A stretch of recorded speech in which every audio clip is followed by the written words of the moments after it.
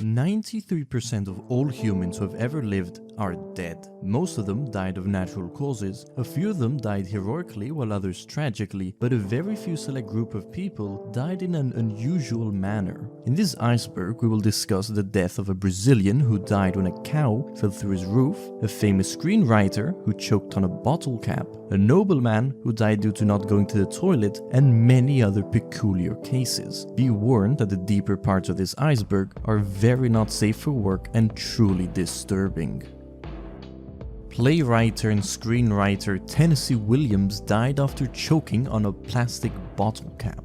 Thomas Lanier Williams III, known by his pen name Tennesse Williams, was an American playwright and screenwriter, along with his contemporaries Eugene O'Neill and Arthur Miller. He is considered among the three foremost playwriters of the 20th century American drama. At age 33, after years of obscurity, Williams suddenly became famous with the success of The Glass Menagerie in New York City. He introduced plastic theater, which for the uncultured, it means using the set design and effects, such as lighting and music, to create an intentionally emotional atmosphere for those watching the play. He used this technique in The Glass Menagerie, and it closely reflected his own unhappy family background. It was the first of a string of successes, including A Streetcar Named Desire, Cat on a Hot Tin Roof, Sweet Bird of Youth, and The Night of the Iguana. With his later work, Williams attempted a new style that did not appeal as widely to audiences. His drama, A Streetcar Named Desire, is often numbered on a short list of the finest American plays of the 20th century. Now, on the 25th of February 1983, Williams was found dead at the age of 71 in his suite at the Hotel Elysee in New York City.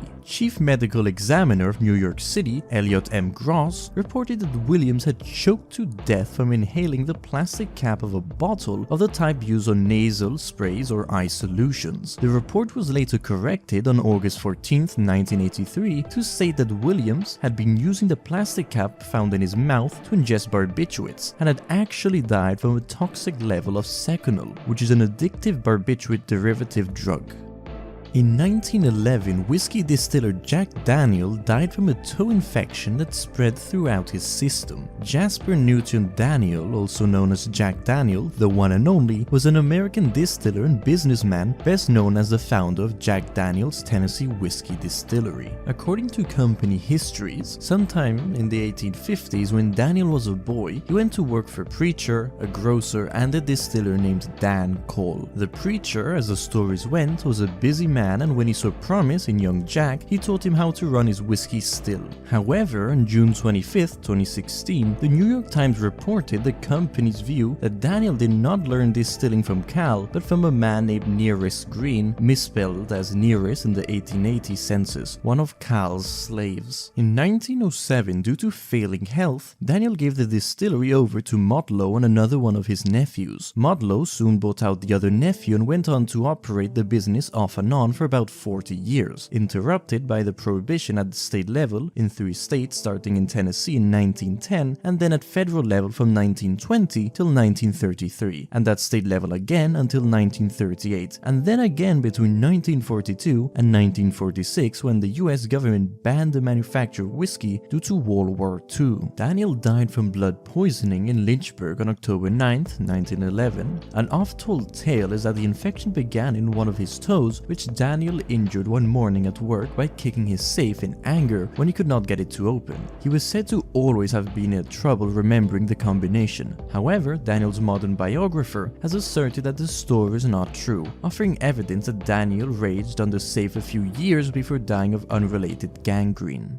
A Danish nobleman named Tycho died from a burst bladder after refusing to go pee during a dinner party. Tycho Bray, generally called Tycho for short, was a Danish astronomer known for his comprehensive and unprecedentedly accurate astronomical observations. He was known during his lifetime as an astronomer, astrologer, and alchemist. He was the last major astronomer before the invention of the telescope. In 1572, Tycho Bray made a groundbreaking discovery when he observed observed a new and exceptionally bright star in the sky, defying the conventional understanding of celestial bodies. This discovery propelled Tycho into a dedicated pursuit of refining measurement instruments for the next 15 years, ultimately leading to the establishment of Uraniborg, Europe's first major observatory on Ven Island, funded by King Frederick II. Tycho's meticulous research and dedication marked a pivotal shift in astronomy, transforming it into a modern science and playing a significant role in initiating the scientific revolution. As a well-educated heir to noble families, Tycho sought to merge the advantages of Copernican heliocentrism and the philosophical aspects of Ptolemaic systems, resulting in the Tychonic system, a novel model of the universe with the Sun orbiting the Earth and planets orbiting the Sun. Through his work, such as De Nova Stella in 1573, Tycho challenged Aristotelian beliefs, proving that new stars, known as supernova, moved beyond the Moon and that comets were not atmospheric events, reshaping the prevailing understanding of celestial phenomena. Later in his career, Tycho relocated to Prague, becoming the imperial astronomer under Christian IV's reign, and his valuable data became foundational for Johannes Kepler's formulation of the three laws of planetary motion after Tycho's passing in 1601. Tycho suddenly contracted a bladder or kidney ailment after attending a banquet in Prague and died 11 days later on the 24th of October 1601 at the age of 54. According to Kepler's first-hand account, Tycho refused to leave the banquet to relieve himself because it would have been a breach of etiquette. After returned home, he was no longer able to urinate except eventually in very small quantities and with excruciating pain. The night before he died, he suffered from a delirium during which he was frequently heard to exclaim that he hoped he would not seem to have lived in vain. Before dying, he urged Kepler to finish the Rudolphine tables and expressed that he hoped that he would do so by adopting Tycho's own planetary system rather than that of the polymath Nicolaus Copernicus. It was reported that Tycho had written his own epitaph: "He lived like a sage and died like a fool." A contemporary physician attributed his death to a kidney stone, but no kidney stones were found during an autopsy performed after his body was exhumed in 1901. A modern medical assessment is that his death was more likely caused by either a burst bladder, prostatic hypertrophy, acute prostatitis, or prostate cancer, which led to urinary retention, overflow incontinence, and uremia. Investigations in the 1990s suggested that Tycho may not have died from urinary problems, but instead from mercury poisoning. It is speculated that he may have been poisoned intentionally. The two main suspects were his assistants, Johannes Kepler, whose motives would be to gain access to Tycho's laboratory and chemicals, and his cousin, Eric Bray, at the orders of his friend-turned-enemy, Christian IV, because of rumors that Tycho had an affair with Christian's mother. In February 2010, the Prague city authorities approved the request by Danish scientists to exhume the remains, and in November 2010, a group of Czech and Danish scientists from Aarhus University collected bones, hair, and clothing samples for analysis. The scientists, led by Jens Velev, analyzed Tycho's beard hair once again. The team reported in November 2012 that not only was there not enough mercury present to substantiate murder, but there were no lethal levels of any poison present. The team's conclusion was that it was impossible that Tycho Bray could have been murdered. The findings were confirmed by scientists from the University of Rostock, who examined a sample of Tycho's beard hairs that have been taken in 1901. Although traces of mercury were found, these were present only in the outer scales. Therefore, mercury poisoning as a cause of death was ruled out, while the study suggests that the accumulation of mercury may have come from the precipitation of mercury dust from the air during Tycho's long-term alchemist activities. In 2007, one woman drank 6 liters of water in 3 hours for a contest to win a Nintendo Wii, threw up, and died hours later. In a tragic turn of events, a 28-year-old woman named Jennifer Strange passed away after participating in a radio station's water drinking contest, Hold Your Wii for a Wii, hosted by KDND. The competition promised a Nintendo Wii for the winner. Jennifer was found dead in her home in her suburban Rancho Cordova hours after the contest. Colleagues reported that she had complained of severe headaches and was in distress after the competition. The exact amount of water consumed by Strange was not immediately known. Preliminary investigations pointed to water intoxication as the cause of her death, according to the assistant of coroner Ed Smith. Initially, contestants were given 8-ounce bottles of water to drink every 15 minutes, but as the competition progressed, they were given larger bottles. The tragedy shocked station personnel, and investigations were initiated to understand the circumstances surrounding Jennifer Strange's untimely demise. In the wake of Jennifer Strange's tragic death, following her participation in the water drinking contest, a California jury had awarded her family a total of $16.5 million in settlements. U.S. Congressman Michael Farley died of anthrax poisoning after using an infected shaving brush. Joseph Ignatius O'Donnell Farley was born on March 1, 1863 in Reer, County of Offaly, Ireland, and later immigrated to the United States in 1881, settling in Brooklyn, New York City. Eventually became the owner of a tavern on West 22nd Street in New York City and held prominent positions in liquor store dealer associations within the county of Manhattan. Farley's political journey led him to serve in the 64th United States Congress as a Democrat from March 4, 1915 to March 3, 1917. During his tenure, he notably advocated for the 1916 Gore-McLemore Resolution, a response to Germany's decision to sink an armed enemy merchant ship without warning during World War I. The resolution aimed to discourage American citizens from traveling on such vessels, an effort to keep the United States from being pulled into the war. Despite his congressional efforts, Farley was defeated for re-election in 1916 by Farrell H. LaGuardia. Tragically, Joseph Ignatius O'Donnell Farley passed away on October 8, 1921 due to exposure to anthrax contracted from a shaving brush. His death shed light on a public health issue in New York City, revealing infections caused by important hides and animal hair products, including shaving brushes and toothbrushes. Farley was laid to rest in Cavalry Cemetery in Queens, New York.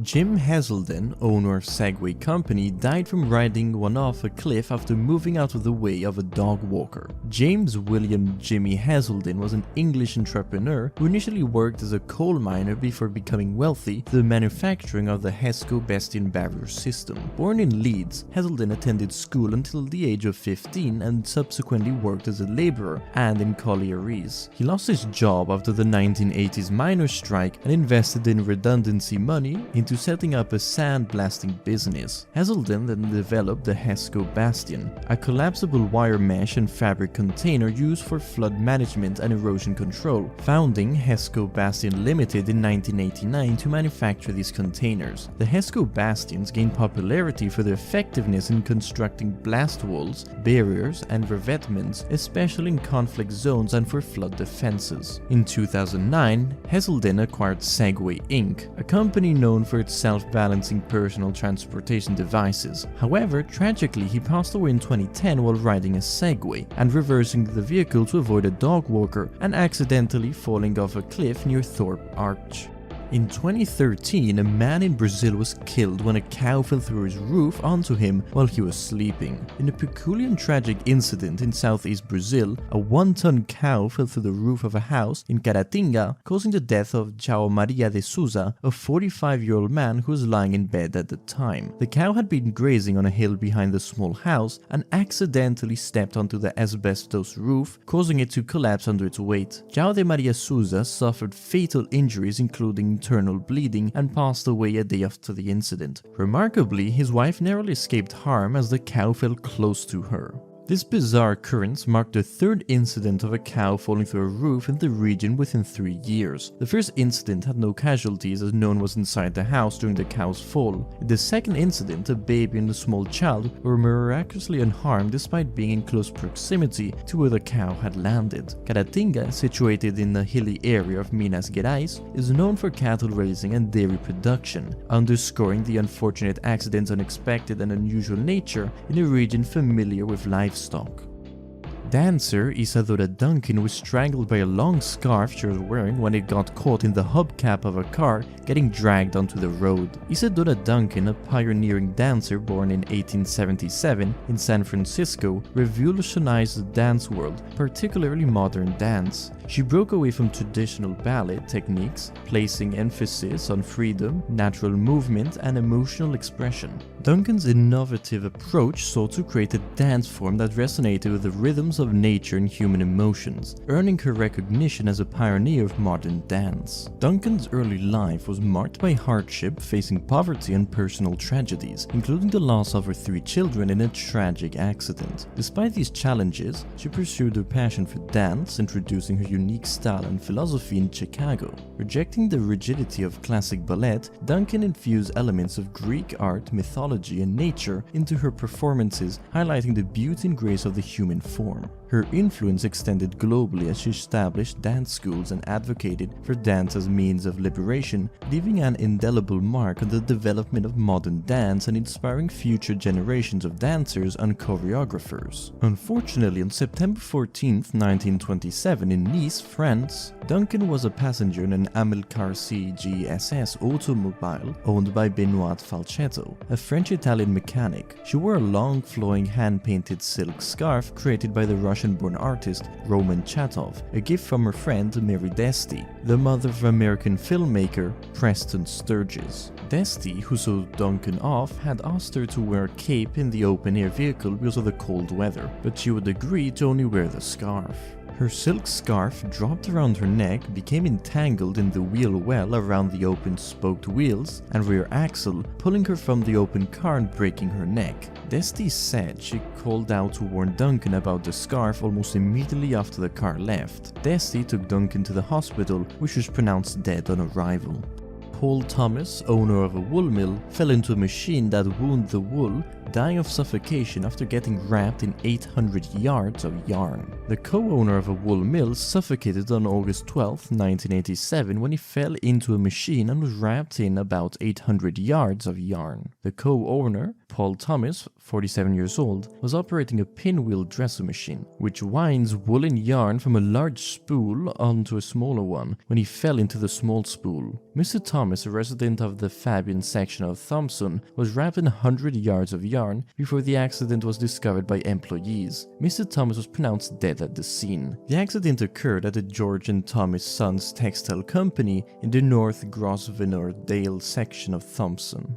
In 1981, David Kerwan dove headfirst into one of the hot springs in Yellowstone Park, which can be around 200 degrees Fahrenheit, to save his dog. David swam out of the hot spring with almost all of his skin peeled off. His dog died and he died in the hospital the next morning. David Allen Kerwan and Ronald Ratliff were traveling through Yellowstone Park in 1981 with Ratliff's dog, Mosey. At about 1 p.m. on July 20th, Mosey got away from the pair and dived into a hot spring. Mosey had made a terrible mistake, as the Celestine spring that he had dived into was known to get as hot as 200 degrees Fahrenheit or 93 degrees Celsius. With Mosey yelping in pain, Kerwan and Ratliff rushed to the terrified dog's aid. Despite pleas from other park visitors, Kerwan dived into the boiling hot water to retrieve his friend's dog. Swimming out to the dog, Kerwan attempted to lift them out but was unable to. He disappeared under the water as he let go of Mosey before returning to the surface and attempting to escape the pool. When Ratliff pulled his friend from the water, they discovered that he had received second-degree burns on his feet. Witnesses reportedly heard Kerwan mutter, "That was stupid. How bad am I?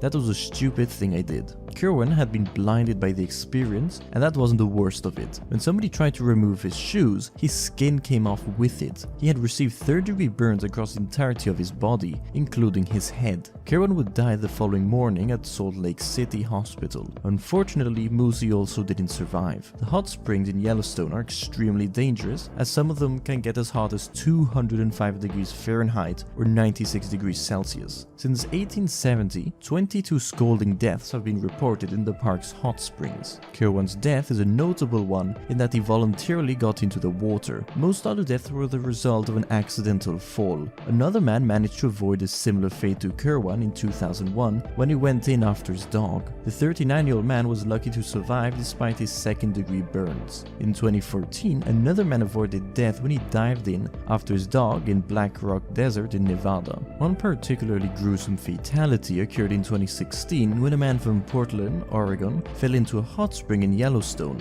Due to the acidity and the heat of the water, his remains could not be found. In 1951, a woman named Mary Reeser is believed to have died from spontaneous combustion as her body on her living room floor seemed like it had simply exploded. Mary Hardy Reeser, born on March 8, 1884 in St. Petersburg, Florida, became widely known due to mysterious circumstances surrounding her fiery death on July 2, 1951. Her death was controversially reported at the time to be a case of spontaneous human combustion, also known as SHC, earning her the moniker Cinder Lady in the newspapers. On the fateful morning, her landlady arrived at Reeser's apartment and discovered the doorknob to be unusually warm. Upon investigation, Reeser's remains, mostly ashes, were found amid remnants of a chair she had been sitting in. Remarkably, very little remained of Reeser, except part of her left foot, her backbone, and her skull. The fire selectively consumed her and plastic household items nearby, while leaving the room largely undamaged. St. Petersburg police chief sent evidence to the FBI seeking an explanation for the unusual incident. The FBI ultimately attributed her incineration to the wick effect, speculating that Reeser, a known user of sleeping pills, fell unconscious while smoking, setting fire to her nightclothes, and subsequent burning was fueled by her body's fat. Despite this explanation, the case remained the subject of mystery and intrigue, challenging conventional understanding of fire-related fatalities. In 1974, 18-year-old Disneyland cast member Deborah Gail Stone died when she was crushed between two walls of rotating theater ride, a narrow channel between a stationary wall and a rotating wall. America Sings made its debut at Disneyland on June 29, 1974, replacing the Carousel of Progress attraction that had moved to Walt Disney World Resort in 1973. Utilizing the same carousel theater, America Sings featured a rotating outer ring with 6 theaters and 6 fixed stages at the center. Unlike its predecessor, America Sings rotated counterclockwise and utilized only the lower level of the theater, reserving the upper level for future attractions like the Superspeed Tunnel in 1977. The show, primarily written by Mark Davis and Albertino, brought to life a singing cast of audio animatronic animals. Eagle Sam, designed by Disney animator Mark Davis, served as one of the masters of ceremonies alongside an owl. The performance was structured into acts representing different historical eras, introducing close by Sam and the owl. Between acts, the theater rotated and the characters engaged the audience, with Sam singing about the upcoming era, accompanied by illuminating stars and reprises of Yankee Doodle.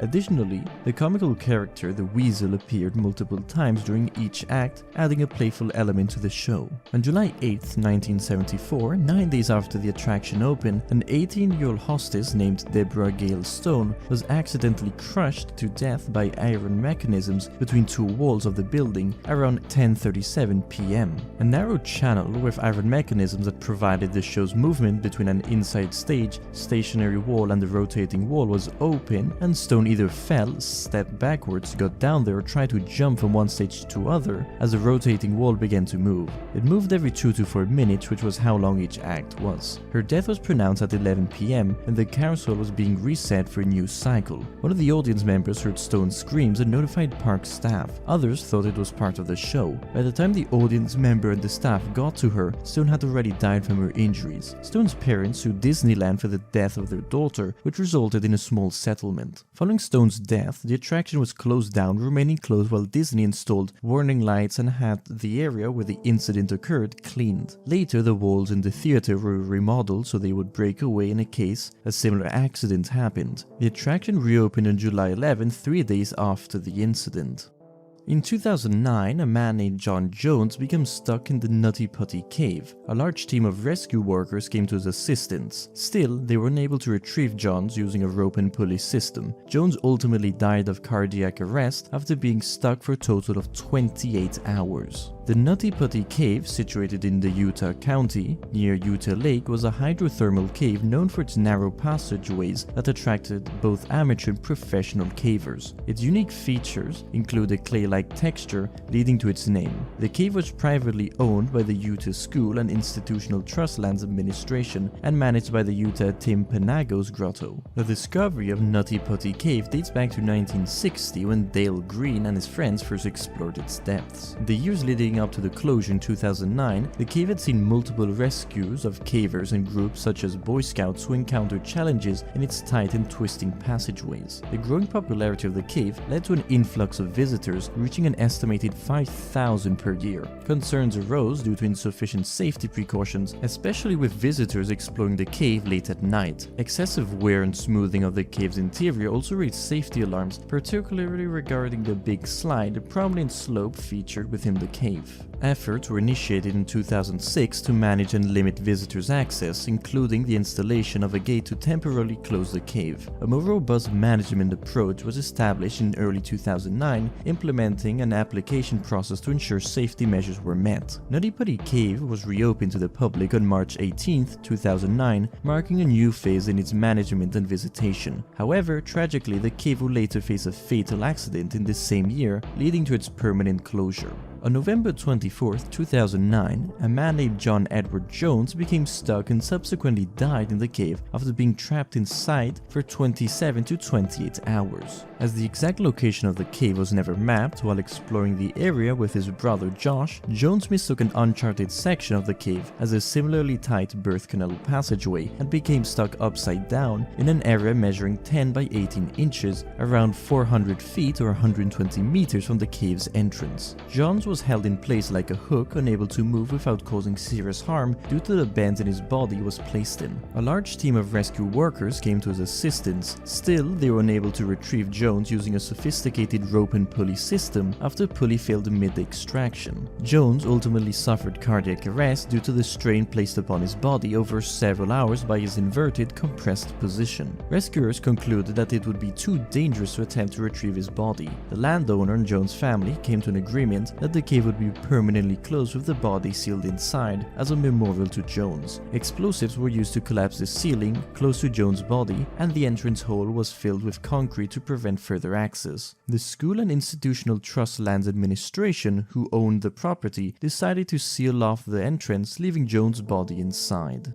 In 1999, Hisashi Ochi, a Japanese nuclear fuel plant worker, was exposed to critical levels of radiation and suffered the worst radiation burns in history. He suffered a long 83-day death until he died due to multiple organ failures. The 1999 Tokai nuclear accident occurred near the PNC facility on September 30, 1999, as a fuel enrichment plant operated by JCO, a subsidiary of Sumitomo Metal Mining Company. This incident marked Japan's worst civilian nuclear radiation accident until the Fukushima Daiichi nuclear disaster in 2011. The accident happened due to a uranium mixture reaching criticality, exposing the surrounding population to hazardous nuclear radiation and resulting in the loss of 2 technicians' lives. The causes were attributed to regulatory oversight failures, inadequate safety culture, improper training, and lack of safety technology. The first major cause was the lack of regulatory oversight in safety technology. There was a failure to install a criticality accident alarm, and it was not included in the national plan for the prevention of nuclear disasters. This lack of safety technology required heavy reliance on human administration to monitor levels, contributing to human error. Routine inspections by regulators that could have identified the lack of safety technology were also not conducted. The second cause was a safety culture at JCO. At the pressure to increase efficiency, the company bypassed safety management by not submitting the second operation of nuclear facilities for approval. Due to financial concerns, they proceeded to open a new factory without informing the safety management division. Additionally, pressure to increase efficiency led to the legal procedure of skipping key steps in the enrichment process, further contributing to the accident. accident. This illegal procedure involved pouring the product directly into a precipitation tank by hand, triggering an uncontrolled nuclear chain reaction. On the day of the accident, 2 of the workers were working on the tank at the time of the accident. The third was in a nearby room. All 3 immediately reported seeing blue-white flashes. They evacuated immediately upon hearing the gamma alarm sound. After evacuating, one of the workers that was at the tank began experiencing symptoms of radiation. The worker passed out, then regained consciousness 70 minutes later. The 3 workers were then transferred to the hospital, who confirmed that they were exposed to high doses of gamma, neutron, and other radiation. In addition to these 3 workers who immediately felt symptoms, 56 people at the JCO plant were reported to have been exposed to the gamma, neutron, and other radiation. In addition to the workers at the site, construction workers who were working on a job site nearby were also reported to have been exposed. According to the radiation testing by the SDA, Ochi was exposed to 17 sieverts of radiation, Shinohara 10 sieverts, and Yokokawa received 3 sieverts. The 2 technicians who received the higher doses, Ochi and Shinohara, died several months later.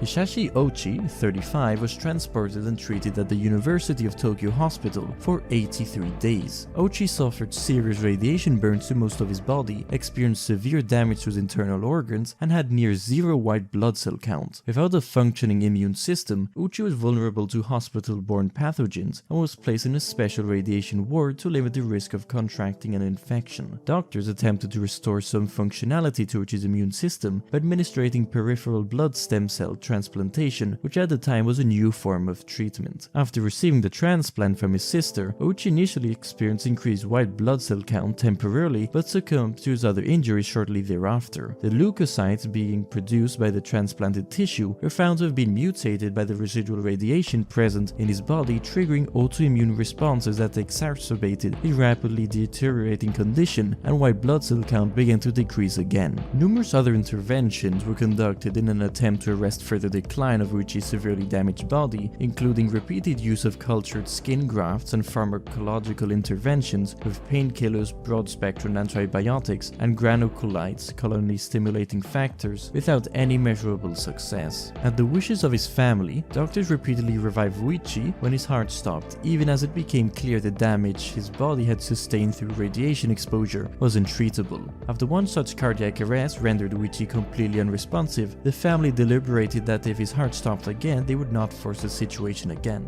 His wife hoped that he would at least survive until the 1st of January, since it was the arrival of the 2000s. Despite their efforts, his condition deteriorated into multiple organ failures resulting from the extensive radiation damage, exacerbated by the repeated incidents where Uichi's heart stopped. He died on the 21st of December 1999 following an unrecoverable cardiac arrest. According to Japanese law, the doctors were legally obligated to proceed with treatment until nothing more could be done, with the exception of express permission from Uichi to suspend treatment, permission that was not granted during the period in which he was still able to communicate. In 1305, William Wallace's death consisted of him getting dragged naked behind a horse to his place of execution. He was then hung and emasculated, had his reproductive organs burned all while he was alive, then cut Wallace open, pulled out his entrails, removed his heart, and quartered him. William Wallace was a Scottish knight and freedom fighter who became a significant figure in Scotland's struggle for independence during the late 13th century. He was born around 1270 in Elderslie, a small town in Renfrewshire, Scotland, and emerged as a prominent leader in the First War of Scottish Independence against the English rule. Wallace's early life remains somewhat shrouded in mystery, but he likely hailed from a minor noble family. His motivations for joining the fight for independence stemmed from the oppressive English rule under King Edward I. The execution of his father and later the assault on his wife triggered his fervor for rebellion. He rose to prominence following the murder of an English sheriff in 1297 and became a key figure in rallying the Scots to resist English domination. Wallace's military success, notably at the Battle of Stirling Bridge in 1297, boosted his reputation as a capable military strategist. However, he faced defeat at the Battle of Falkirk in 1298. Despite his demise, William Wallace became an enduring symbol of Scottish resistance and patriotism. His life and legacy were romanticized in later periods, especially during the Scottish Renaissance in the 19th century. century, further solidifying his status as a national hero. His story was immortalized in literature, poetry and film, and he remains a legendary figure in Scotland's struggle for independence. Wallace evaded capture by the English until the 5th of August, 1305, when John de Menteith, a Scottish knight loyal to Edward, turned Wallace over to English soldiers at Rob Royston near Glasgow, a site commemorated by a small monument of the form of a Celtic cross. Letters of safe conduct from Haakon V of Norway, Philip IV of France and John Balliol, along with other documents, were found in Wallace's possession and delivered to Edward by John de Segrave. Wallace was transported to London, lodged in the house of William de Lyver, then taken to Westminster Hall, where he was tried for treason and for atrocities against civilians in war,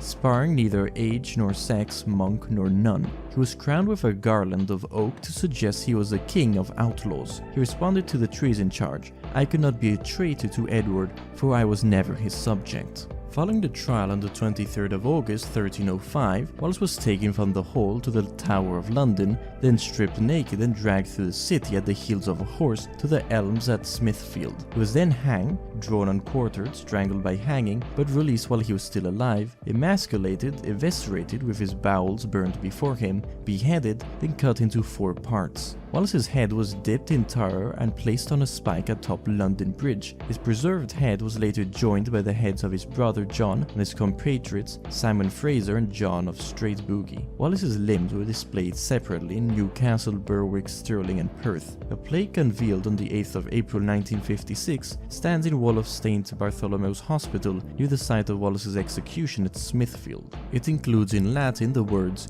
"Dico tibi verum libertas optima rerum nunquam sevil sub nex vivito fili," which means, "I tell you the truth, freedom is what is best, son, never live your life like a slave," and in Gaelic, Bas Hagus Buaid, death and victory, an old Scottish battle cry.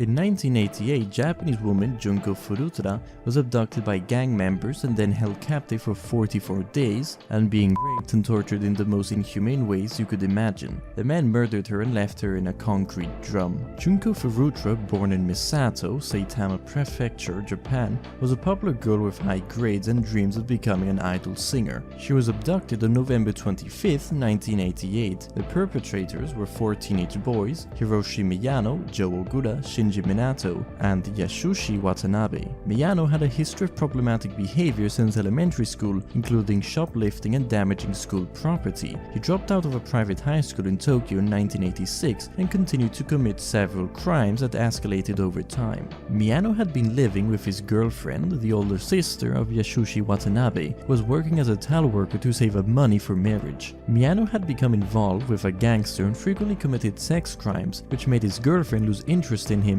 and end their relationship. On November 25, 1988, Miyano and Minato planned to rob and rape a local woman in Misato. They spotted Futra riding her bike home after finishing a shift at her job. Under Miyano's orders, Minato kicked Futra off her bike and fled the scene. Miyano approached Futra and offered to walk her home safely. Upon gaining her trust, he raped her in the warehouse and the nearby hotel, threatening to kill her. Miyano called Minato and his friends, Joe Ogura and Yasushi Watanabe, about the rape and had recently kidnapped and raped another girl. Around 3 a.m., Miyano took Futra to a nearby park where Minato, Ogura and Watanabe were waiting. They had learned her home address from a notebook in her backpack and warned her family that the Yakuza members would kill her family if she attempted to escape. The 4 boys overpowered Futra, took her to a house in the AS district of Adachi and gang raped her. Futra's parents reported her disappearance to the police on the 27th of November. To deter further investigation, the kidnappers forced her to call her mother 3 times and pretend that she had ran away. They also forced Futra to stop the police investigation.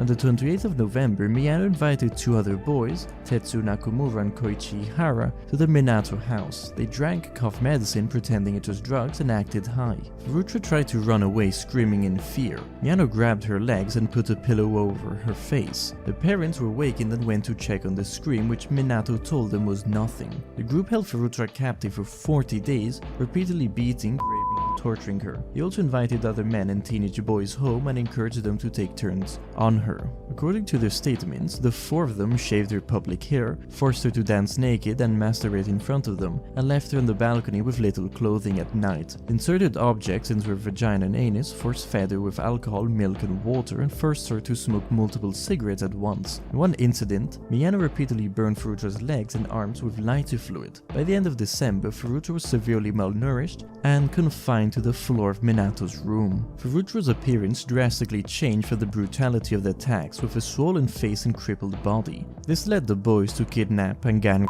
another 19-year-old woman who was on her way home from work. On January 4th, 1989, Miyano and his friends set Futra on fire after losing a mahjong game. Futra was unresponsive and was repeatedly attacked, beaten and raped. The attack lasted 2 hours and she died. Less than 24 hours later, Minato's brother called to inform him that Futra appeared dead. Fearing punishment, the group wrapped her body in blankets and placed it in a 55 US gallon drum filled with wet concrete. When Miyano was questioned by officers about the disappearance of a girl, he believed that one of the officers knew about his culpability in Futra's murder. He later informed the police where to find Futra's body, but the police were initially confused by the confession because they never mentioned Futra's name. The police found the drum containing Futra's body the following day and identified her via fingerprints. Ogura was arrested for a separate sexual assault and rearrested for Futra's murder. The arrest of Watanabe, Minato and Minato's brother, followed. Several other accomplices who participated in abusing and raping Futra were officially identified, including Tetsuko Nakamura and Koichi Hara, who were charged with rape after their DNA was found inside the victim's body. The Futra murder case involved 4 juvenile defendants who were all sentenced to committing bodily injury that resulted in death rather than murder. Hiroshi Miyano, the leader of the crime, was sentenced to 17 years in prison in 1990. He appealed his sentence but was sentenced to an additional 3 years. His sentence is the second longest given in Japan before life imprisonment. Yasushi Watanabe, originally sentenced to 3 to 4 years, received an upgraded sentence of 5 to 7 years. Joe Ogura served 8 years in juvenile prison before being released in 1999. He took the family name Kamisaku after being adopted by a supporter and is said to have boasted about his role in the kidnapping, rape and torture of Futra. In 2004, Ogura was arrested for assaulting Takatoshi Sono, an acquaintance he thought his girlfriend may have been involved with. He was sentenced to 7 years in prison for assaulting Isono and has since been released. Futra's parents were dismayed by the sentence received by the daughter's killers and won a civil suit against the parents of Minato, in whose home the crimes were committed. Miyano's mother reportedly paid Junko Futra's parents 50 million yen, which is equivalent to $370,000 in compensation after selling their family home. And that was the end of the Unusual Deaths iceberg. If you enjoyed it, make sure to like and subscribe, and with that said, I'll see you in the next video.